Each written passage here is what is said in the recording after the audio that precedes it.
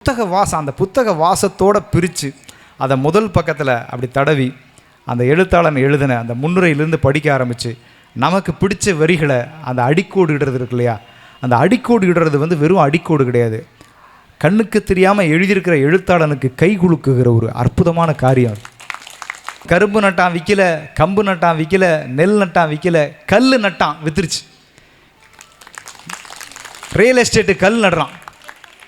Paper இருக்குல்ல, அது ரொம்ப சென்டிமெண்ட்டான விஷயங்க. ஒரு பேப்பருக்கும் ஒரு எழுத்தாளனுக்கும் இருக்கிற பந்தம் இருக்குல்ல, அது ஒரு அம்மாவுக்கும் ஒரு குழந்தைக்கு இருக்கிற ஒரு உறவு. அந்த வெறும் பேப்பர் வெறும் குழந்தைய கையில் கிடச்சி அந்த அம்மா அந்த குழந்தைய கையில் தூக்கிட்டு லொலன்னு சொல்ல ஆரம்பித்து அதுக்கு சொல்லி அது சொல்லி இது சொல்லி கடைசியில் அந்த குழந்தை மா அப்படின்னு சொல்லும்போது அந்த அம்மாவுக்கு ஒரு மகிழ்ச்சி ஒன்று. அது எத்தனை நூற்றாண்டு மாடர்னிட்டி வந்தாலுமே அந்த மகிழ்ச்சிக்கு இணையான மகிழ்ச்சி ஒரு பெண்மணிக்கு கொடுக்க முடியாது இல்லையா? அதே மாதிரி தான் இன்றைக்கி கூட்டம் எங்கே அப்படின்னா, சாதாரணமாக நம்ம பார்க்குறோம் எல்லா பிரபல உணவகங்களிலும் கூட்டம் கூடி குவிகிறது. எந்த ரெஸ்டாரண்ட்டும் போய் வெயிட்டிங் சேர் இல்லாமல் யாரும் போய் சாப்பிட முடியறதில்ல. அப்படியே கொஞ்சம் தள்ளி நடந்து போயிட்டே இருந்தோம்னா எல்லா பெரிய ஆஸ்பத்திரிகளிலும் மருத்துவமனைகளிலும் கூட்டம் ரொம்ப வழியுது. ஒரு டோக்கன் வாங்கினா 3 மணி நேரத்துக்கு கம்மியாக டாக்டரை பார்க்க முடியறதில்ல. அதுக்கப்புறம் அப்படியே காலாறு நடந்து போனோம்னா எல்லா செவ்வாய்க்கிழமை வெள்ளிக்கிழமையான உடனே செவ்வாய்க்கிழமைக்கு தான் முருகருக்கு ஸ்பெஷல் பவர்னு யாரோ ஒரு கிளப்பி விட்டாங்க. அதனால் செவ்வாய்க்கிழமை அத்தனை முருகர் கோயிலையும் கூட்டம் கூடி குவியுது. இது 3மே தனித்தனி கூட்டமாக நீங்கள் பார்க்கக்கூடாது. போய் என்னத்தை சாப்பிட்றோம் எதை சாப்பிட்றோன்னு தெரியாமல் சாப்பிட்றதால உடம்புல வாங்கிக்கிற அத்தனை வியாதியும் சரி பண்ணுறதுக்கு அந்த கூட்டம் தான் அப்படியே பக்கத்தில் போய் ஆஸ்பத்திரிக்கு போகுது. அங்கே போய் குணமாகாமல் என்னை குணப்படுத்திடு சாமி அப்படின்னு சொல்லி அப்படியே கோயிலுக்கு போகுது. இந்த கூட்டம் எல்லாமே ஒரு செயின் லிங்கில் இருக்கிற கூட்டம் தான். இது தனித்தனி கூட்டம் கிடையாது. இது மாறி மாறி போயிட்டே தான் இருக்கும். அப்புறம் சரியானதுக்கப்புறம் திருப்பி இது ரெஸ்டாரண்ட்டுக்கு வந்துடும். அப்புறம் மறுபடியும் நடுவில் ஆஸ்பத்திரிக்கு போகும், அப்புறம் திருப்பி கோயிலுக்கு போகும். இப்படி கூட்டம் அங்கே பெருகி கொண்டிருக்கிற அந்த சூழ்நிலையில் உண்மையிலேயே ஒரு அறிவு திருவிழாவிற்கு, ஒரு அறிவு திருக்கோவிலுக்கு இந்த இடத்தை தொட்டு கும்பிட வேண்டும். அப்படிப்பட்ட ஒரு அற்புதமான ஒரு அறிவு ஆலயமாக இதை நான் ஒரு புத்தக கண்காட்சியாக பார்க்கல, ஒரு அறிவு திருக்கோவிலாகத்தான் நான் வேதாத்திரி மகரிஷிகளுடைய புத்தகம் கொடுக்கும்போது கூட அவர் அப்படி தான் சொல்ல, அறிவு திருக்கோயில். ஸோ அப்படிப்பட்ட இடமாகத்தான் நான் இந்த இடத்தை பார்க்கிறேன். இந்த காங்கேயத்துக்கு நான் வந்தபோது முதல் முறையாக காங்கேயத்தில் நான் இது வரைக்கும் இது மாதிரியான நிகழ்வுகளுக்கு நான் வந்ததில்லை. காங்கேயத்தை இப்படி திருச்சிக்கு போகும்போதோ அல்லது கரூர் போகும்போது இப்படி கிராஸ் பண்ணும்போது கடந்து போயிருக்கிறேன்.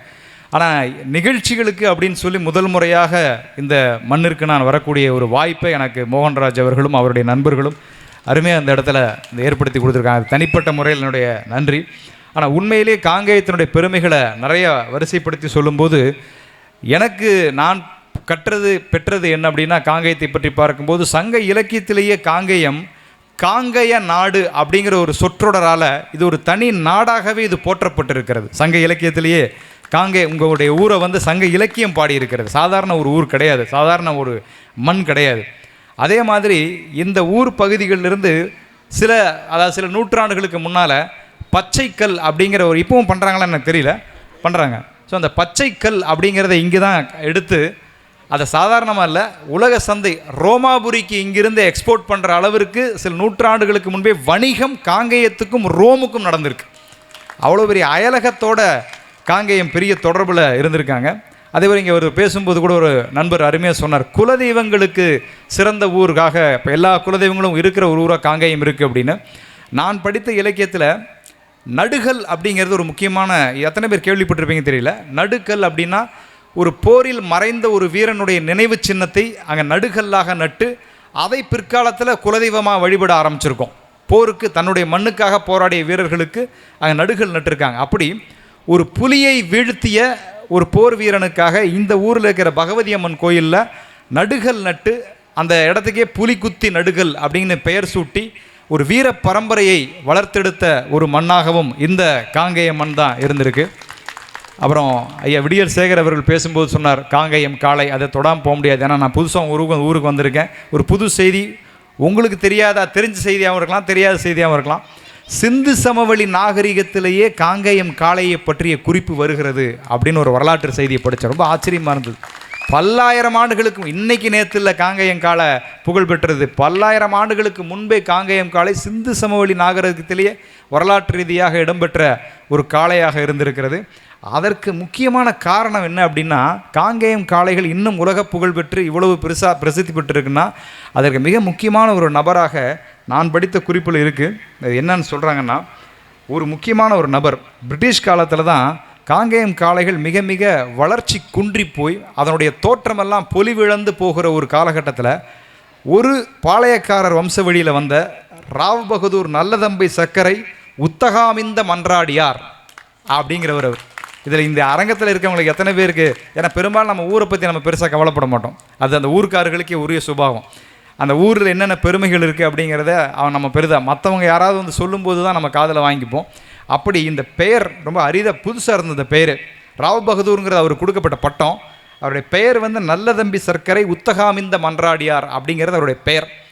கரெக்டாக ஒரு நூற்றாண்டுக்கு முன்னால் பிரிட்டிஷ் காலத்தில் இந்த காங்கேயம் காளைகளை பெரிய அளவில் பராமரித்து அவை அழியாமல் பாதுகாத்து அதை வளர்த்தெடுத்த காரணத்தால் தான் இன்றைக்கும் காங்கேயம் காளைகள் உலகமெங்கிலும் புகழ்பெற்ற ஒரு வடிவத்துக்கு வந்திருக்கு அப்படின்னு அந்த தொகுப்பில் படித்தேன். ஸோ அந்த ராவ் பகதூருக்கு இந்த காங்கேயம் மண் சார்ந்தவர்கள் ஏதாவது செஞ்சுருக்கீங்களான்னு எனக்கு தெரியல, நிறையா செஞ்சுருக்காங்க. ஸோ அது ஒரு பெரிய ஒரு வரலாற்று புகழ்பெற்ற விஷயமாக நான் படித்த போது எனக்கு ரொம்ப சந்தோஷமாக இருந்தது. ஸோ இப்படிப்பட்ட ஒரு பெரிய புராதனமான எழுச்சி மகிழ்ச்சியோடு இந்த காங்கேயம் மண்ணில் நடைபெற்றிருக்கிற இந்த புத்தக திருவிழா, அது குறிப்பாக நான் பார்த்து ஆச்சரியப்பட்ட விஷயம் என்னென்னா, நிறைய எவ்வளவு பெரியோர்கள் வந்திருக்காங்களோ, எவ்வளோ ஆண்கள் வந்திருக்காங்களோ, எவ்வளோ பெண்கள் வந்திருக்காங்களோ அவ்வளவுக்கு இணையாக நிறைய குழந்தைங்க வந்திருக்காங்க, நிறைய மாணவர்கள் வந்திருக்காங்க. அது அந்த மாணவ சமூகத்தை நாம் நிச்சயமாக பாராட்டணும் அவங்கள. ஏன்னா இன்றைக்கி நம்முடைய ரசனைகளே வந்து ரொம்ப மாறிட்டுருக்கு.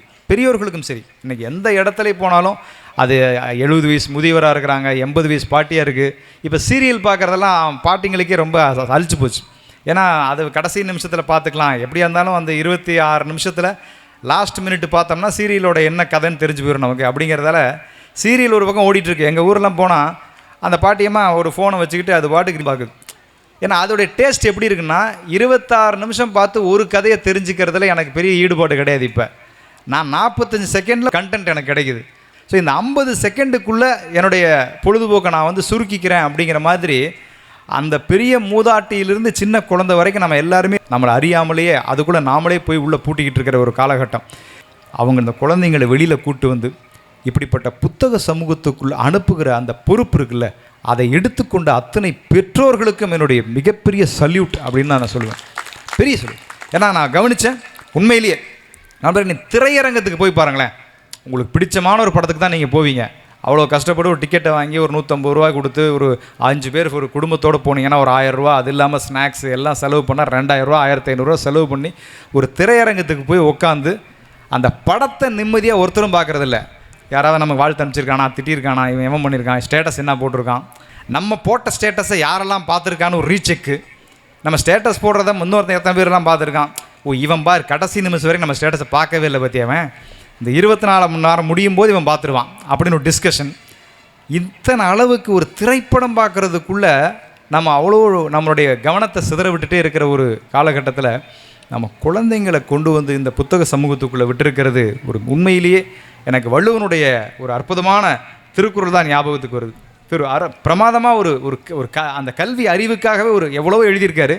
ஆனால் ஒருமைக்கண் தான் கற்ற கல்வி ஒருவனை எழுமைக்கண் ஏமா புடைத்து அப்படிங்கிற ஒரு அற்புதமான திருக்குறள் மூலமாக ஒருத்தன் என்ன விளக்கம் சொல்கிறாருன்னா, ஒருத்தன் வந்து தன்னுடைய ஆர்வத்தின் பெயரில் கற்றுக்கொள்ளுகிற கல்வி என்பது அந்த ஒருத்தனோட முடிகிற விஷயம் இல்லை, அவனுக்கு அடுத்தடுத்து வருகிற 7 தலைமுறைக்கும் அந்த அறிவு போய் சேருகிறது அப்படிங்கிறதான் அந்த குறள் சொல்லுகிற பெருமை. இங்கே நீங்கள் கூட்டிகிட்டு வந்திருக்கிறது ஒரு தலைமுறை இல்லை, உங்களுக்கு அடுத்தடுத்து வருகிற 7 தலைமுறைகளுக்கான அறிவையும் நீங்கள் சேர்த்து செலுத்துகிறீர்கள் அப்படிங்கிறது தான் நீங்கள் செய்திருக்கிற பெற்றோர்கள் செய்திருக்கிற ஒரு பெரிய சாதனை. சுவாமி விவேகானந்தர் ரொம்ப ஒரு அருமையான விஷயம் சொன்னார் நண்பர்களே. ஒரு நூலகம் திறக்கப்படுகிறது என்றால், ரொம்ப அழகான, எனக்கு அவர் சொன்ன பல பொன்மொழிகளில் மிக மிக பிடித்தமான ஒரு பொன்மொழி அதுதான். ஒரு நூலகம் திறக்கப்படுகிறது என்றால் ஒரு சிறைச்சாலை மூடப்படுகிறது என்று அர்த்தம் என்றார். அற்புதமான ஒரு பொன்மொழி. ஒரு புத்தகத்துக்கு அவ்வளோ பெரிய ஒரு வலிமை இருக்குது. வாழ்க்கை கவிதை வாசிப்போம் அப்படின்னு ஒரு தலைப்பு. ஸோ இது வந்து மோகன்ராஜ் அவர்கள் சொன்னபோது இது என்னுடைய பாட்டிலேயே வருகிற ஒரு வரி தான். நான் வந்து ஆட்டோகிராஃப் திரைப்படத்தில் எழுதின ஒவ்வொரு பூக்களுமே சொல்கிறதே வாழ்வென்றால் போராடும் போர்க்களமே, அந்த ஒரு பாட்டில் வாழ்க்கை கவிதை வாசிப்போம், வானம் அளவு யோசிப்போம், முயற்சி என்ற ஒன்றை மட்டும் மூச்சு போல சுவாசிப்போம். லட்சம் கனவு கண்ணோடு, லட்சியங்கள் நெஞ்சோடு, உன்னை வெல்ல யாருமில்லை, உறுதியோடு போராடு. மனிதா உன் மனதை கீறி விதை போடு, மரமாகும். அவமானம் படுதோல்வி எல்லாமே உரமாகும். தோல்வியின்றி வரலாறா, துக்கம் என்ன என் தோழா, ஒரு கனவு கண்டால் அதை தினம் முயன்றால் ஒரு நாளில் நிஜமாகும். ஒவ்வொரு பூக்களுமே சொல்கிறதே என்ற நான் அடிக்கடி சொல்லுகிற என்னுடைய இளைஞர்கள் மாணவர்களின் சூப்பர் ஸ்டாரான டாக்டர் ஏபிஜே அப்துல் கலாம் அவர்களுக்கு பிடித்த ஒரு திரைப்பாட்டு. இந்த தேசிய விருது கூட 2வது பெருமை தான். கலாம் அவர்களுக்கு பிடித்த ஒரு பாட்டுங்கிறதான் இந்த பாட்டுக்கு கிடைத்த முதல் பெருமை. ஸோ அப்படி அதில் வருகிற ஒரு வரியை வாழ்க்கை கவிதை வாசிப்போம் அப்படின்னு சொன்னார். ரொம்ப அலாதியான ஒரு அற்புதமான, நிறைய பேர் நீங்கள் அந்த பாட்டை நிறைய கேட்டிருப்பீங்க. இருந்தாலும் எழுதியவனே பாடுவது என்பது முதல் முறையாக நீங்கள் கேட்டிருக்கக்கூடிய விஷயமா இருக்கலாம். நல்லா பாடினாலாம் எனக்கு தெரியாது, நல்லா பாட வேண்டிய அவசியமும் கிடையாது. நான் என்ன சூப்பர் சிங்கருக்கு அப்போ போகிறேன், அது கிடையாது. எல்லாரும் பாடணுங்கிறது தான் பாட்டினுடைய நோக்கமே தவிர, நல்லா பாடுறவங்க தான் பாடணும்னா ஒரு தமிழ்நாட்டில் ஒரு 150 பேர் 200 பேர் பாடலாம். ஆனால் ஒரு பாட்டினுடைய வெற்றி அது கிடையாது. ஒரு பாடல், திரைப்பாடல், இப்போ கருப்பு பாட்டே வந்துச்சு, அந்த பாட்டை சத்தியமாக யாராலையும் பாட முடியாது. அதுவும் மகாலிங்கம் பாடின பிச் பார்த்தீங்கன்னா அந்த பாட்டை கேட்டிருப்பீங்க. அந்த கடைசியில் சூர்யா என்ட்ரி ஆகி வரும்போது அந்த ஸ்க்ரீனே தீப்பிடிக்கிற மாதிரி அவர் பிரமாதமாக நடிச்சிருப்பார். அங்கே வந்து அந்த இசையில் அது மகாலிங்கம்னு ஒரு பாடகர், அவரும் சூப்பர் சிங்கரில் வந்தவர் தான். அது பாடியிருப்பார். உயிர் வேட்டை நடத்தி டவை விட்டு பலியிட்டு பறை கோட்டை களம் இறங்கி சாமி வருதுன்னு அவர் பாடும்போது அந்த ஒட்டுமொத்த பேர் எந்திரிச்சின்னு சாமி வந்து ஆடுனது பெரிய ஆச்சரியமாகவே இல்லை. ஸோ அப்படி உச்சஸ்தாயில் பாடினது மட்டும்தான் சிறந்த பாடல்னு கிடையாது. அந்த பாட்டை அதுக்கப்புறம் நானும் நிறைய யூடியூப்பில் பார்க்கும்போது நிறைய இளைஞர்கள், நிறைய குறிப்பாக பெண்கள், அது எனக்கு ரொம்ப ஆச்சரியமாக இருந்தது. ஏன்னா அது ஒரு ஆண் குரலில் வந்த ஒரு உக்கிரமான பாட்டு, கருப்பருக்காக ஒரு சமர்ப்பணம் பண்ணது. அதை பெண்கள் வந்து நிறைய பாட தெரிஞ்ச பெண்கள் இது பெண் குரலில் எப்படி இருக்குன்னு உங்களுக்கு காட்டணுங்கிறதுக்காக நிறைய பேர் அதை பாடி பாடி எனக்கெல்லாம் இன்ஸ்டால்லாம் அனுப்பிச்சி வச்சாங்க. எல்லாருக்கும் நான் வாழ்த்து அனுப்பிச்சேன். ரொம்ப ஒரு புதிய ஒரு முயற்சியாக அது இருந்தது. அப்படி சில பாட்டுகளை வந்து எல்லாருமே பாடக்கூடிய பாடல்களாகவும் அமைஞ்சிரும். அந்த மாதிரியான ஒரு வாழ்க்கை, இந்த கவிதையான ஒரு வாழ்க்கை. ஏன்னா எல்லாருடைய வாழ்க்கையுமே நண்பர்களே ஒரு கவிதை தான். என்னை பொறுத்த வரைக்கும் யாருடைய வாழ்க்கையுமே இங்கே வந்து ஒரு கிறுக்கலாகவோ அல்லது வந்து ஒரு தவறான ஒரு முடிவில்லாத கதையாகவோ இறைவன் எழுதவே இல்லை. எல்லாருடைய வாழ்க்கையுமே ஒரு கவிதையாகத்தான் எழுதியிருக்கான். இதில் என்ன ஒரு விபரீதம் ஆயிடுதுன்னா, அந்த வாழ்க்கைங்கிற கவிதை புத்தகத்தை நிறைய பேர் முதல் பக்கத்துலேருந்து ஆரம்பிக்காமல் கடைசி பக்கத்துலேருந்து படிக்க ஆரம்பிச்சிடுறோம். அதனால தான் எந்த கவிதையும் பல பேருக்கு புரியாமல் போயிடுது. ஸோ இறைவன் கொடுத்ததை நீதிப்படி படிக்க ஆரம்பித்தோம்னா அந்த வாழ்க்கைங்கிற கவிதையினுடைய அர்த்தம் நமக்கு ரொம்ப அழகாக வந்துக்கிட்டே இருக்கும். நான் முதல்ல எனக்குள்ள ஒரு பள்ளி பருவத்தில் இருக்கும்போது தான் கவிதைங்கிறது எனக்கு அறிமுகமாச்சு. ஸோ இன்றைக்கி புத்தக திருவிழாவுக்கு வந்து காலடி எடுத்து வச்ச உடனே எனக்கு ஒரு சின்ன ஒரு பிளாக் அண்ட் ஒயிட் ஒரு ஃப்ளாஷ்பேக் தான் போச்சு. சரியாக நான் +2 படிச்சுட்டு இருக்கும்போது இங்கே இருக்கிற குட்டி பசங்களுக்கு அது ஒரு பெரிய இன்ஸ்பிரேஷனாக இருக்கும், தூண்டுகோலாக இருக்குங்கிறதுக்காக அதை சொல்கிறேன். ஸோ நான் ஒரு 11வது படிக்கும்போதுலேருந்து தான் கவிதை எழுத ஆரம்பிக்கிறேன். அப்போ கவிதை எழுத ஆரம்பிக்கும்போது எங்கள் எல்லாருடைய பெற்றோர்களுடைய கனவுங்கிறது என்ன? அதிகபட்ச கனவு வந்து தன்னுடைய மகனோ மகளையோ டாக்டர் ஆக்கிடணும், இல்லைன்னா ஏதோ ஒரு பெரிய, ஏன்னா டாக்டர் ஆக்கிடணுங்கிறது வந்து அவங்களுடைய கனவு கிடையாது. அவங்களுடைய பங்காளி பையன் டாக்டர் ஆகிருப்பான், அல்லது வந்து தங்கச்சி பையன் டாக்டர் ஆகிருப்பான். இவ்வளவு தான் அவங்களுடைய, ஏன்னா இவெல்லாம் டாக்டர் ஆகிட்டான் நம்ம பிள்ளையும் டாக்டர் ஆகிடணும் அப்படின்னு சொல்லி அதுக்காகவே நம்ம குழந்தைகளை வந்து ட்ரெயின் பண்ணிகிட்ருக்கிற ஒரு காலகட்டம். அதனால் வந்து அந்த கட்டத்திலிருந்து இந்த குழந்தைங்க விடுபட்டிருப்பாங்கன்னு நினைக்கிறேன். இன்றைக்கி காலகட்டத்தில் அப்படி கிடையாது. ஸோ அவங்கவுங்க குழந்தைகளுக்கு என்ன படிப்பு முக்கியமோ அதை நோக்கிய படிப்பை நோக்கி அவங்க நகர ஆரம்பிச்சிட்டாங்க. இல்லையா பாப்பா? கரெக்ட் தானே? நீங்கள் உங்கள் இஷ்டத்துக்கு தானே படிக்கிறீங்க, உங்கள் இஷ்டத்துக்கு தான் நீங்கள் படிக்கணும். ஸோ வீட்டில் என்ன சொன்னாலும் உங்களுக்குன்னு ஒரு வாழ்க்கை உங்களுக்கு தெரியும் இப்போவே. ஸோ 10வது படிக்கும்போதே உங்களால் கண்டுபிடிக்க முடியும் நான் இந்த இடத்துக்கு தான் போக போகிறேன் அப்படிங்கிறது. ஸோ அப்பா அம்மா சொல்கிற பேச்சு எல்லாத்தையுமே கேளுங்க.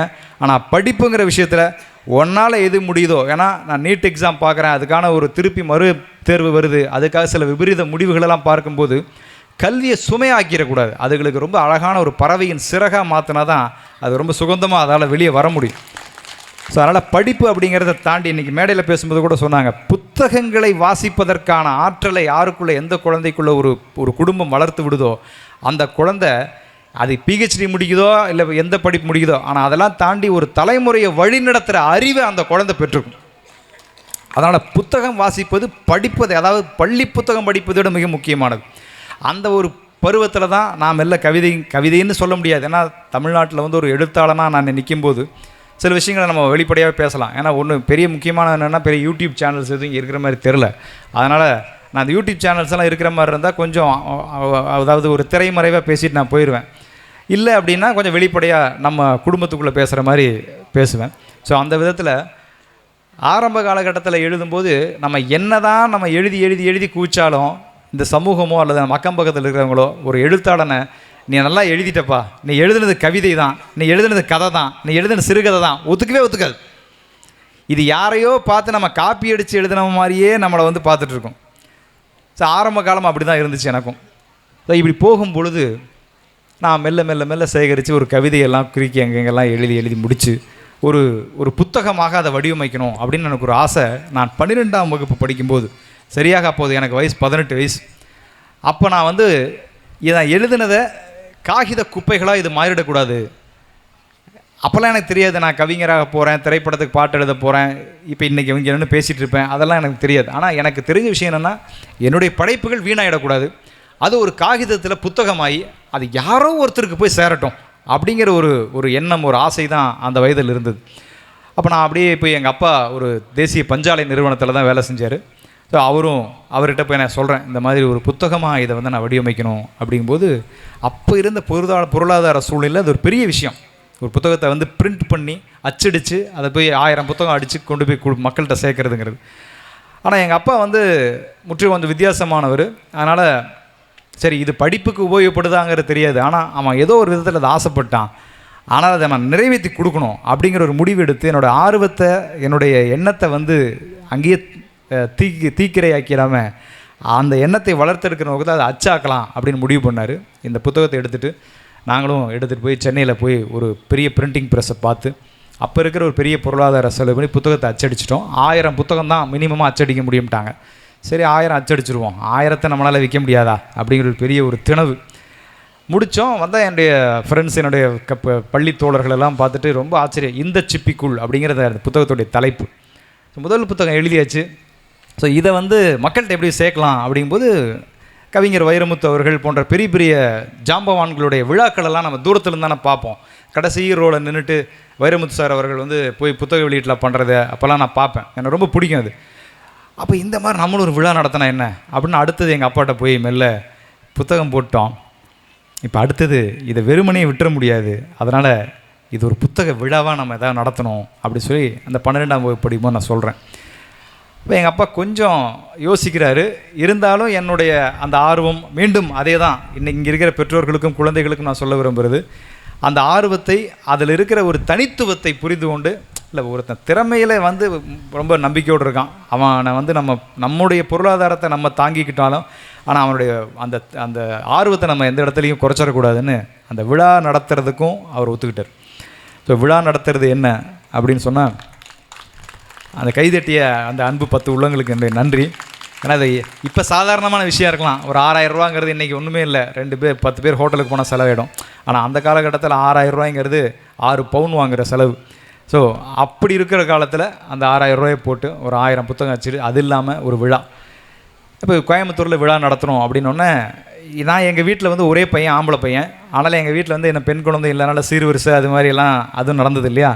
ஸோ முதல் முறையாக எங்கள் வீட்டில் நடக்கிற ஒரு நிகழ்ச்சி அப்படிங்கிறதால பத்திரிக்கை அடித்து கொடுத்தோடனே ஒரு கல்யாணத்துக்கு வர்ற செட்டப்பில் நீங்கள் அப்படியே நான் சொல்கிறதெல்லாம் அப்படியே காட்சியாக அப்படியே விஷுவல் பண்ணிக்கங்க. ஒரு கல்யாணத்துக்கு வர்ற மாதிரி பட்டு சேலை விகிதமாக அப்படி மொய் மட்டும் தான் எழுதலை, அந்த லெவலில் எல்லா குடும்பம் உறவினர்கள் எல்லோரும் வந்துட்டாங்க. இந்த கீதா ஹால்னு சொல்லி கோயம்புத்தூர் ஒன்று இருக்குது, இப்போ அன்னபூர்ணா ஹோட்டல் பக்கத்தில் மேலே. அந்த ஹோட்டலில் வந்து ஒரு 500 பேர்கிட்ட அந்த விழா ரொம்ப வழியுது. எனக்கும் என்னுடைய நண்பர்களுக்கும் பயங்கர பரவசம். அட்டேங்கப்பா, நம்ம புத்தகத்தை வந்து கொண்டாடுறதுக்கு, நம்ம புத்தக திருவிழாவில் வந்து அவங்கெல்லாம் கலந்து கொள்வதற்கு, நம்ம புத்தகத்தை போற்றுவதற்கு இவ்வளவு நல்ல உள்ளங்களை நம்ம வந்து பெற்றிருக்கோமே அப்படின்னு சொல்லி ரொம்ப மகிழ்ச்சியோடு அந்த விழா நம்ம பங்கேற்றுக்கிறோம். அப்போ வந்து புரட்சி கவிஞர் பாரதிதாசன் அவருடைய மகனார் மன்னன் அப்படிங்கிற ஒரு மிகப்பெரிய மேதை அந்த புத்தகத்தை வெளியிடுறதுக்கு வந்திருக்கிறாரு. சேவர் கொடியோன் அப்படிங்கிற ஒரு பெரிய இலக்கியவாதி, நீங்கள் கேள்விப்பட்டீங்களா எனக்கு தெரில, கோயம்புத்தூரில் மிகப்பெரிய இலக்கியவாதி சேவர் கொடியோன், அவர் வந்து சிறப்புரை ஆற்றுறாரு. இப்படியாக அந்த கீதா ஹால் நிரம்ப பட்டு சேலை மல்லிகை பூக்களுமாக இரவு விருந்து வேறு ஒரு பக்கம் ஃபுல். எங்கள் அப்பா வந்து அது இல்லாமல் சாப்பாடை வேறு போட்டார். ஆனால் அந்த பக்கம் கல்யாண சாப்பாடு நடந்துருக்கு வடபாயசத்தோட. புத்தக விழாவுக்குள்ளே வடபாயச சாப்பாடு ஒரு பக்கம். இப்படி ஒரு வித்தியாசமான ஒரு தொகுப்பாக அந்த விழா நடக்கும்போது எங்களுக்கு பேரானந்தம். அடடா, என் நண்பர்கள் தான் புத்தகம் விற்பனை பண்ணுறாங்க. இவனை உள்ளே பார்க்கும்போது எனக்கு அதனால தான் ஞாபகம் வந்துச்சு. ஸோ பெரிய ஒரு கடை போட்டு அதில் பா விஜயின் படைப்புகள், அப்போ ஒரு புத்தகம் தான் இருக்குது, ஆனால் படைப்புலகம் அப்படின்னு போட்டு அதில் எல்லா புத்தகத்தையும் பரப்பி வச்சு. அப்போ நான் கேட்குறேன்டா, வந்த கூட்டத்தை பார்த்தா 1000 புத்தகம் போதுமாடா, ஒரு வேளை கொஞ்சம் சிக்கனம் படுத்திட்டோமோ, ஒரு 2000 5000 அடிச்சிருக்கலாமோ, பரவாயில்ல விடு, நாளையிலேருந்து நம்ம வியாபாரத்தை இது ஒரு பெரிய பிஸ்னஸ் ஆக்கிடலாம் அப்படின்னு நாங்கள்லாம் பேசிகிட்டு இருக்கோம். ஸோ விழா முடியுது, எல்லோரும் சாப்பிட்றாங்க, எல்லோரும் வாழ்த்து சொல்கிறாங்க, பொன்னாடை போத்துறாங்க, எல்லாம் முடித்து எல்லோரும் போகிறாங்க. எல்லோரும் கலைந்தது பிறகு நான் அப்படியே என்னுடைய நண்பர்களை நோக்கி உற்சாகத்தோடு நடந்து அங்கே போகிறேன். ஏன்னா என்ன தான் இருந்தாலும் நமக்கு அந்த அப்பா அவ்வளோ கஷ்டப்பட்டு காசு கொடுத்துருக்காரு, ஆனால் அந்த காசை திருப்பி கொடுத்துட்டோம்னா நமக்கு ஒரு பெரிய பொறுப்பு முடிஞ்சுது அப்படின்னு சொல்லிட்டு நண்பர்கள்ட்ட போகிறேன். என் நண்பர்கள்லாம் ரொம்ப வாடிய முகத்தோடு இருக்கிறாங்க.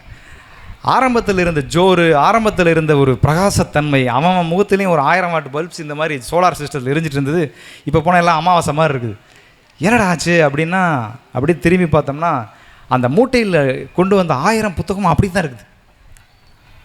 அந்த மேடையில் விரித்து வச்ச புத்தகங்களில் அப்படியே எல்லாம் இருக்குது. போனோடனே இல்லைடா, நிறைய பேர் உன்னுடைய சொந்தக்காரங்க நண்பர்கள் எல்லோரும் வந்தாங்க, புத்தகங்களை எடுத்தாங்க, அங்கே இப்படி பிரித்தாங்க ஒரு ஃபார்மாலிட்டியாக. அதுக்கப்புறம் நிறைய பேர் அப்படியே ஓரமாக நின்று படித்தே முடிச்சிட்டாங்க, திருப்பி வச்சுட்டாங்க. ஆக மொத்தத்தில் ஒரு 10 பேர் புத்தகம் வாங்கியிருக்கிறாங்க அப்படின்னு ஒரு பெரிய ஒரு அதிர்ச்சி அணுகுண்டை தூக்கி போட்டாங்க. இவ்வளோ பெரிய கூட்டத்தில் 10 பேர் தான் வந்து ஒரு புத்தகம் வாங்கியிருக்காங்களா அப்படின்னு எனக்கு ஒரு மனசில் ஒரு சின்ன சோர்வு அடைஞ்சாலும், அப்போ 10 ரூபா தான் அந்த புத்தகம் இருந்தாலும் 10 × 10 100 இல்லையா, ஒரு சொலையாக ஒரு 100 ரூபாயை கொண்டு போய் எங்கள் அப்பாட்ட கொடுக்கலாம், ஒரு மரியாதையாக இருக்கும் அப்படின்னு சொல்லிட்டு அந்த பணத்தை கொடுத்தீங்கன்னா கொடுத்துருவேண்டா அப்படிங்கும்போது அது ஓகேடா அப்படின்னு சொல்லி உள்ளேருந்து எடுத்து 60 ரூபா கொடுத்தான். என்னடா 60 ரூபா தான் கொடுத்துருக்கேண்ணா? இல்லைடா, நீ சொன்னதாக சொல்லி ஒரு 4 பேர் சும்மாவே வாங்கிட்டு போயிட்டாங்க, அதில் 4 போயிடுச்சு, மொத்தமாக 10. இப்போ பார்த்தா 60 ரூபா நோட்டோடு நான் நின்றுட்டுருக்கேன். அரங்கத்தில் வேறு யாரும் இல்லை. அரங்க அமைப்பாளர் வந்து ஒவ்வொரு லைட்டாக ஆஃப் பண்ணிட்டே இருக்கார். என் வாழ்க்கையும் அப்படியே மெல்ல இருட்டுக்கு போகிற மாதிரியே ஒரு சினிமா ஃபீல் அப்படியே நின்றுருக்கேன். இதுக்கப்புறம் நம்ம ஸ்தம்பிச்சு முடிஞ்சது கதை, அவ்வளோதான். இந்த 960 புத்தகத்தையும் தோளில் தூக்கிட்டு நீ தெருத்துருவா நம்ம தான் விற்கணும் போல் இருக்கு. ஆக 18 வயசில் அன்றைக்கி எனக்கு ஏற்பட்ட உணர்வு என்னென்னா, தமிழ்நாட்டில் ஒரு புதிய தமிழ் எழுத்தாளன் ஒரு தமிழ் புத்தகம் வெளியிடுவது என்பது ஒரு தற்கொலைக்கு சமமான ஒரு விஷயமோ அப்படிங்கிறது தான் எனக்கு அன்னைக்கு இருந்த சமூகம் எனக்கு கொடுத்த பதில். அதிலிருந்து நான் சொல்கிறது 93, இன்றைக்கி இந்த இடத்துக்கு கிட்டத்தட்ட 27-30 ஆண்டுகளுக்கு மேலே வரப்போகுது.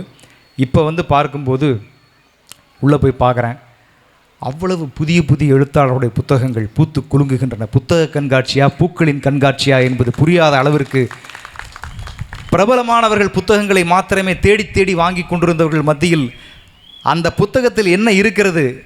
டாய்லெட் பேப்பர்னு ஒரு புத்தகம் படித்து பார்த்தேன். உள்ள அவங்கள நான் இதுவரைக்கும் பார்த்ததே இல்லை.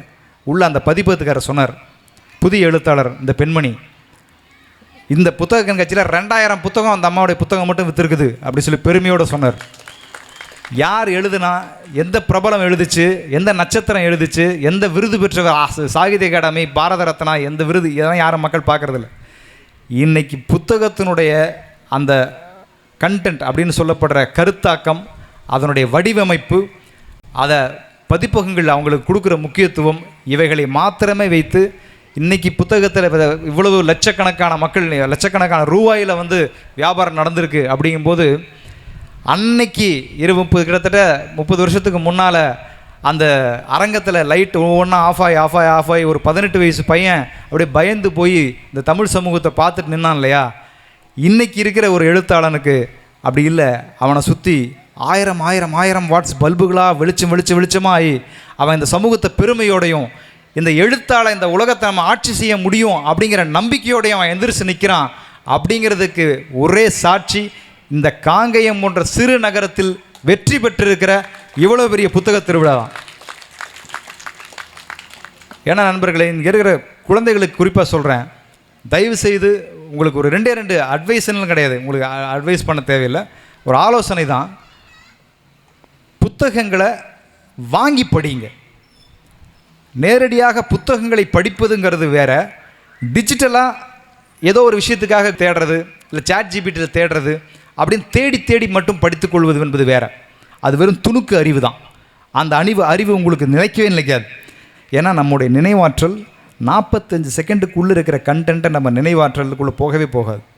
அப்போ நீங்கள் எவ்வளவு நல்ல விஷயங்களை பார்த்தாலும் உங்களால் ஞாபகம் வச்சுக்க முடியாது, எவ்வளவு தீய விஷயங்களை பார்த்தாலும் உங்களால் ஞாபகம் வச்சுக்க முடியும். வெறும் பொழுதுபோக்கு, வெறும் உங்களுடைய நேரத்தை கரியாக்குகிற, சாம்பலாக்குகிற செல்ஃபோனை விட்டு விலகி நம்ம வாழ ஆரம்பிக்கிறோமோ, நம்ம வாழ்க்கை வசந்த காலத்தை நோக்கி நகருதுன்னு அர்த்தம். ஸ்க்ரீன் டைம் தினசரி செக் பண்ண ஆரம்பிங்க. உங்களுடைய ஸ்க்ரீன் டைமில் எவ்வளோ நேரம் சோஷியல் மீடியாக்குள்ளே இருக்கீங்களோ அவ்வளவு நேரமும் நம்ம வாழாத நேரமாக தான் அர்த்தம். தூங்க கூட செஞ்சிடலாம். நம்ம தூங்குறது தப்பே கிடையாது. பகலில் முதல்லாம் திட்டுவாங்க, பகலில் தூங்கிட்டே கிடக்கிறாங்க. இப்போலாம் தூங்குறது ரொம்ப நல்லதாக இருக்குது. ஆக்சுவலாக அவனுக்கு ரொம்ப ஆரோக்கியமாக இருக்கான். ஒரு புத்தகம் படிக்கும்போது தான் அதை நமக்கும் அதற்குமான ஒரு உறவு. நிறைய பேருக்கு ஒரு அந்த பழக்கம் இருக்கும். புத்தகம் வாங்கினோடனே நான்லாம் பண்ணி பார்ப்பேன். வாங்கினோடனே யாருக்கும் தெரியாமல் அப்படி ஸ்மெல் பண்ணி பார்ப்பேன். அந்த புத்தகத்தோட வாசனை இருக்குல்ல, அது ரொம்ப அற்புதமாக இருக்கும். அது அந்த மை கலந்து அந்த புது தாளில் அந்த பைண்டிங், அந்த பசையோட அந்த அந்த அதுக்கு வந்து பேரே பிப்பிலோமியா அப்படிங்கிற ஒரு வியாதியாக அது இருந்துட்டு போட்டோம். அந்த வியாதி நிறையவே வரலாம். ஸோ நான்லாம் புத்தகத்தை வாங்கிட்டு, உங்களுக்கு இருக்கா? ஆமாம், நான்லாம் புத்தகம் எந்த புத்தகம் வாங்கினாலும் யாராவது பார்த்துக்காங்களாம் சுற்றி பார்த்துட்டு அது வாசம் பார்ப்போம். பார்த்தா அது ஒரு மாதிரி அலாதியாக இருக்கும், ரொம்ப இன்பமாக இருக்கும் அந்த வாசம். நிறைய பேர் பெட்ரோல் வாசத்தெல்லாம் பார்த்துட்டு இருப்பான். அது மாதிரி இது இந்த புத்தக வாசம், அந்த புத்தக வாசத்தோடு பிரித்து அதை முதல் பக்கத்தில் அப்படி தடவி அந்த எழுத்தாளன் எழுதின அந்த முன்னுரையிலேருந்து படிக்க ஆரம்பித்து நமக்கு பிடிச்ச வரிகளை அந்த அடிக்கோடு இடுறது இருக்கு இல்லையா, அந்த அடிக்கோடு இடுறது வந்து வெறும் அடிக்கோடு கிடையாது, கண்ணுக்கு தெரியாமல் எழுதியிருக்கிற எழுத்தாளனுக்கு கை குலுக்குகிற ஒரு அற்புதமான காரியம். எங்கேயோ எழுதினவன் எங்கேயோ இருப்பான். நான் இப்போ சமீபத்தில் ஒரு கவிதை படித்தேன் நண்பர்களே. எழுதினவன் பேரே மறந்து போயிடும், தேவையில்லை. எழுதினவன் பேரே நீங்கள் ஞாபகம் வச்சுக்க மாரி அவசியமே கிடையாது. என் பேர் யார் பேராக இருந்தாலும் மறந்துடுங்க, எழுத்தை மறக்காதீங்க. எழுத்து மறக்க விடாது. அதுதான் எழுத்துடைய வலிமை, தமிழுடைய அழகே அதுதான். ஒரு சாதாரண ஒரு புத்தகத்தில் ஒரு கவிதை படித்தேன். அப்படி மனசில் அப்படி போய் ஒரு கல்வெட்டு மாதிரி பதிஞ்சு. அவன் எழுதியிருக்கான், கம்பு நட்டேன், கம்பு நட்டேன் விற்கவில்லை, கரும்பு நட்டேன், கரும்பு நடுறாரு விற்கவில்லை, நெல் நட்டேன் விற்கவில்லை, கல் நட்டேன் விற்றுவிட்டது. ரியல் எஸ்டேட்டு கல் நடுறான், விவசாய நிலத்தை முழுக்க ரியல் எஸ்டேட் கல் நட்டான். கரும்பு நட்டான் விற்கல, கம்பு நட்டான் விற்கல, நெல் நட்டான் விற்கல, கல் நட்டான் வித்துருச்சு. இது எழுதினர் யாருன்னு தெரில. ஆனால் அந்த எழுதின எழுத்து பலர்னு அரைஞ்சு சமூகத்தை வந்து விவசாய நிலங்கள் எப்படி போயிட்டு இருக்குங்கிறத பறைசாற்ற ஒரு கவிதையாக அமைஞ்சுது. அப்படி புத்தகத்தோடு படிக்கும்போதில் அது நேரடியாக மனசுக்குள்ளே போய் விழுந்துடும். நான்லாம் காகிதத்தை ரொம்ப நேசிப்பேன். எனக்கு இப்போ சமீபம் எங்கேயாவது நீங்கள் நிறைய ஹோட்டல்ஸில் நம்ம கூட யூஸ் பண்ணுவோம், போய் பார்த்தீங்கன்னா இந்த கை கழுவுற இடத்துல எனக்கு மனசு கசங்கிரும். குப்பை கூட நிரம்ப டிஷ்யூ பேப்பரை வந்து கசக்கி போட்டிருப்பாங்க. இந்த பக்கம் பார்த்தீங்கன்னா டாய்லெட்டில் இப்போ வந்து எல்லாருமே டாய்லெட் பேப்பர்னு ஒன்று யூஸ் பண்ண ஆரம்பிச்சிருக்கோம். ஸோ டாய்லெட் பேப்பர் வாங்குகிற எண்ணிக்கையே கூடி போச்சு. நான்லாம் பஸ்ஸு டிக்கெட்டுக்கு பின்னால் கவிதை எழுதின தலைமுறையிலேருந்து வந்தவன். பஸ் டிக்கெட் கொடுக்குறாங்கல்ல, அந்த பஸ் டிக்கெட்டுக்கு திருப்பி அதில் கவிதை எழுதியிருக்கிறேன். டெய்லி ஷீட் கேலண்டர் இருக்குல்ல, அதை கிழித்து அதுக்கு பின்னால் கவிதை எழுதியிருக்கிறேன். இதெல்லாம் தொகுத்து வச்சு தான் புத்தகம் போடுறது. வசதி இல்லாமல் இல்லை, பஸ் டிக்கெட்டுக்கு பின்னால் எழுதுறது வசதியாக இருந்ததால். அந்த காகித பற்றோடு வந்துட்டு சாதாரணமாக கசக்கி போடுறதுக்கு ஒரு பேப்பர் இப்படி போகுது, டாய்லெட்டில் போடுறதுக்கு பேப்பர் இப்படி போகுதுங்கும்போது மனசு கொஞ்சம் வலிக்கும். ஒரு எழுத்தாளனாக பார்க்கும்போது உங்களுக்கு அந்த ஃபீல் உணர்வு புரியும்னு நினைக்கிறேன். ஸோ இதுக்கப்புறம் யாராவது அந்த மாதிரி போனீங்கன்னா, நான் சொன்னது ஞாபகம் இருந்ததுன்னா குறைஞ்சபட்சம் ஒரு பேப்பர் மட்டும் யூஸ் பண்ணிவிட்டு அப்படியே வெளியே வந்துடுங்க. ஆனால் பேப்பர் இருக்குல்ல, அது ரொம்ப சென்டிமெண்ட்டான விஷயங்க. ஒரு பேப்பருக்கும் ஒரு எழுத்தாளனுக்கும் இருக்கிற பந்தம் இருக்குல்ல, அது ஒரு அம்மாவுக்கும் ஒரு குழந்தைக்கு இருக்கிற ஒரு உறவு. அந்த வெறும் பேப்பர் வெறும் குழந்தையாக கையில் கிடச்சி அந்த அம்மா வந்து அந்த குழந்தைய கையில் தூக்கிட்டு லொலன்னு சொல்ல ஆரம்பித்து அதுக்கு சொல்லி அது சொல்லி இது சொல்லி கடைசியில் அந்த குழந்தை மா அப்படின்னு சொல்லும்போது அந்த அம்மாவுக்கு ஒரு மகிழ்ச்சி ஒன்று, அது எத்தனை நூற்றாண்டு மாடர்னிட்டி வந்தாலுமே அந்த மகிழ்ச்சிக்கு இணையான மகிழ்ச்சி ஒரு பெண்மணிக்கு கொடுக்க முடியாது இல்லையா? அதே மாதிரி தான் ஒரு சாதாரண ஒரு வெள்ளை பேப்பரில் ஒரு கவிஞனோ ஒரு எழுத்தாளனோ ஒரு கதாசிரியனோ ஒரு படைப்பாளனோ உட்காந்து அவன் மனசில் இருக்கிற விஷயங்களை மெருகி அதை எல்லாத்தையும் கூழாக்கி தன்னுடைய ரத்தத்துக்குள்ளே கலந்து அப்துல் ரஹ்மான் எழுதின மாதிரி, நான் இரத்தமாக கசிந்து பாலாக சுரந்த போது எழுதுறாரு. நான் இரத்தமாக கசிந்து இந்த சமூகத்துக்காக நான் என்னென்னமோ யோசிக்கிறேன். இரத்தமாக கசிந்து பாலாக சுரந்த போது வாய்களை தேடி தவித்திருக்கிறேன்னார். குடிக்கிறதுக்கு ஆளே இல்லைடா, நான் அவ்வளோ எழுதி கொட்டிக்கிட்டு இருக்கிறேன், ஏன் இப்படி குடிக்காமல் போகிறீங்க, என்னுடைய பாலெல்லாம் வீணாக போயிட்டுருக்கு. எனக்கு அந்த அவர் சொன்னது இன்னும் அப்படியே மனசுக்குள்ளே ஓடிக்கிட்டே இருக்கும். ஸோ அதான் அந்த அந்த அந்த அழுகை, அந்த அந்த ரணம், இது எல்லாவற்றையும் மாற்றுகிற வகையில் இன்றைக்கி இந்த புத்தக திருவிழா இவ்வளோ பிரம்மாண்டமாக ஒவ்வொரு ஊருக்கும் ஒவ்வொரு நகரத்துக்கும் நடைபெற்று கொண்டிருக்கும்போது, அதுவும் குறிப்பாக எனக்கு மிகப்பெரிய ஒரு ஆச்சரியம், சென்னையில் புத்தக திருவிழா பிரம்மாண்டமாக நடக்குது, கோயம்புத்தூர் நடக்குது, மதுரையில் நடக்குது, திருச்சியில் நடக்குது, எல்லாமே பெருநகரங்கள். ஆனால் காங்கேயம் போன்ற ஒரு சிறு நகரத்துக்குள்ளே இவ்வளவு முனைப்பெடுத்து அந்த அழைப்புதல் நான் எடுத்து பார்க்குறேன். ஆச்சரியத்தால் என் கண்கள் விரிந்து போகின்றன. அவ்வளவு ஒரு விளம்பரத்திற்கும் அவர்கள் 10 நடக்காமல் ஒரு விளம்பரம் கிடச்சிருக்காது. எனக்கு நான் அந்த நான் எடுத்த உடனே அப்படியே போய் தேசிய விருது வாங்கிட்டு அதுக்கப்புறம் அப்படியே வந்து தமிழ் சினிமாவில் பாட்டு எழுதி அப்புறம் இப்படி அப்படியே வாலி ஐயா வந்து என்னை வந்து கலை உலக வாரிசாக அறிவித்து அப்படியே வரல.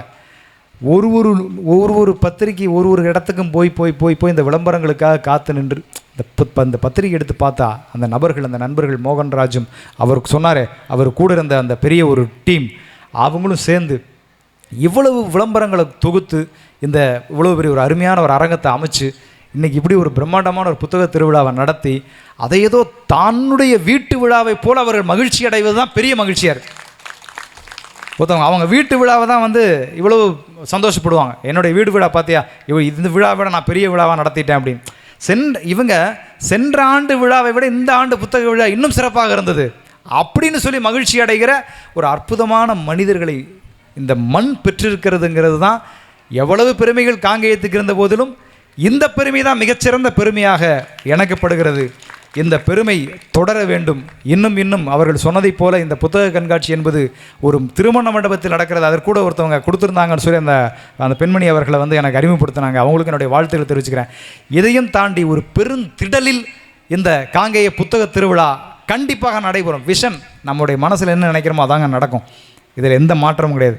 ஸோ இங்கே இருக்கிறவங்க முடிவு பண்ணிட்டாங்கன்னா அடுத்த வருஷம் புத்தக திருவிழா காங்கேயத்தில் ஒரு பிரம்மாண்டமான பொருட்காட்சி நடக்கிற இடத்துல தான் நடத்த போகிறோம் முடிவு பண்ணால் அதான் நடக்கும். ஸோ இதுக்கு வந்து இறைவனும் பிரபஞ்சமும் உங்களுக்கு கண்டிப்பாக துணை இருக்கும்.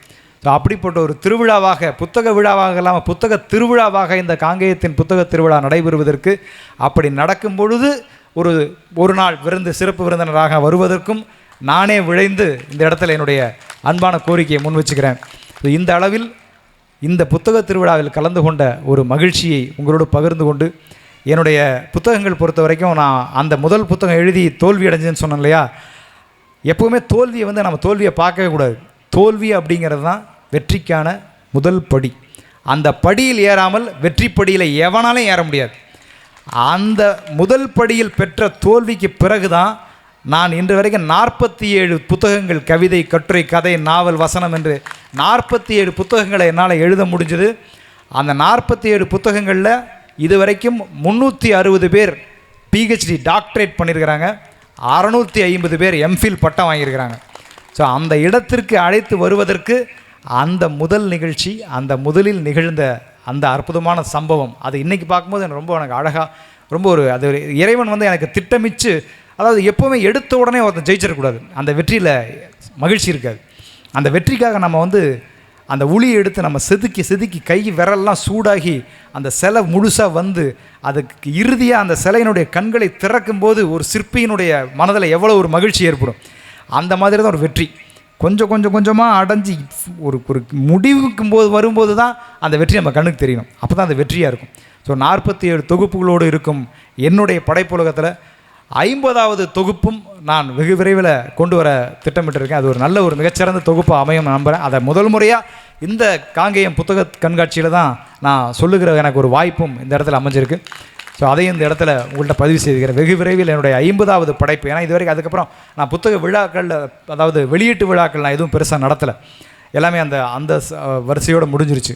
ஸோ என்னோடய 50வது புத்தக வெளியீட்டு விழாவிற்கு இங்கே அழைப்புகள் அனுப்புகிறேன். ஸோ இங்கே அன்பான உள்ளங்கள் கண்டிப்பாக, ஏன்னா இவ்வளவு ஆர்வமாக இருக்கிறவர்கள் கண்டிப்பாக நீங்கள் வருவீர்கள். முடிந்தால் அந்த 50வது நூலினுடைய ஒரு அறிமுக விழாவையும் இந்த காங்கேயம் மண்ணிலே இந்த ரோட்டரி அமைப்போடு இணைந்து நடத்தவும் என்னுடைய அன்பான ஆசையை, விருப்பத்தை நீங்கள் ஏற்றுக்கொண்டால் அதை இணைந்து செய்வோம் என்பதையும் தெரிவித்து, இந்த ஒரு சிறப்பான நிகழ்வில் இவ்வளவு நேரம் ரொம்ப அமைதியாக பொறுமையாக இந்த இருந்த அத்தனை ஒவ்வொரு நெஞ்சங்களுக்கு உண்மையிலேயே நான் மனசார பாராட்ட நண்பர்களே. இவ்வளவு தூரம் ஒரு கமர்ஷியலான உலகத்துக்குள்ளே ஒரு புத்தக திருவிழாவில் ஒரு எழுத்தாளனுடைய பேச்சை கேட்பதற்காக அங்கே நின்று கொண்டிருக்கிற அந்த கடைசி மனிதன் வரைக்கும் அந்த அற்புதமான கால்களுக்கும் என்னுடைய நன்றிகளையும், தட்டிய கைகளுக்கும் என்னுடைய நன்றிகளையும் தெரிவித்து விரைவில் உங்களை மீண்டும் சந்திக்கிறேன் என்கிற உறுதியும் தந்து ஒரு மகிழ்ச்சி, அலாதியான அளவு கடந்த மகிழ்ச்சி இந்த மேடையில் தெரிவித்து நிறைவு செய்கிறேன். நன்றி, வணக்கம்.